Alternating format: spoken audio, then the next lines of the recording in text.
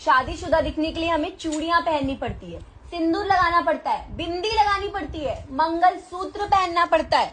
तुम्हें क्या करना पड़ता है? अच्छा, शादी के अगले दिन से लड़का घर से बाहर निकलना छोड़ दे तो समझ लो उसकी शादी हो गई है।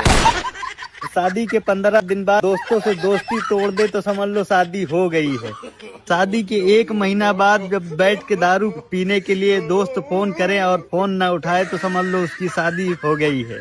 शादी के 3 महीना बाद वही लड़का जो आवारा घूमता था कहीं नौकरी पकड़ ले तो समझ लो उसकी शादी हो गई है। शादी के 1 साल बाद वही लड़का रिश्तेदारियों में आना जाना बंद कर दे तो समझ लो शादी हो गई है। शादी के 1.5 साल बाद वही लड़का दोस्तों का रिश्तेदारों का फोन उठाना बंद कर दे तो समझ लो शादी हो गई है। शादी के 2 साल बाद अगर बच्चा पैदा हो जाए तो समझ लो लड़के की शादी हो गई है। रिश्तेदारियों में फंक्शन में 10 दिन पहले पहुंचने वाला लड़का फंक्शन वाले दिन भी ना पहुंच पाए तो समझ लो शादी हो गई है। किसी फंक्शन में रात भर पी के लौटने वाला नाचने वाला लड़का अगर शांति से खाना खा के रात में अपने घर वापस चला जाए तो समझ लो शादी हो गई है। किसी फंक्शन में बच्चे को और बीबी को साथ में लेके जाए और शाम को खाना खा के वापस अपने घर आ जाए तो समझ लो शादी हो गई। दोस्तों के बीच में बैठकर बातें करते वक्त बीबी का फोन आ जाए और तुरंत भाग कर निकल ले तो समझ लो शादी हो गई।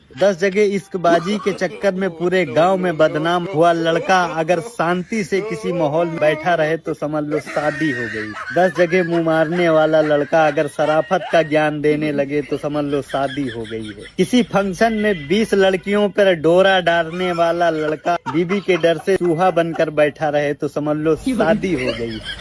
मैडम और ज्यादा सुनना होगा तो दूसरी वीडियो बनाना, उसका भी जवाब देंगे। चलते हैं राम राम।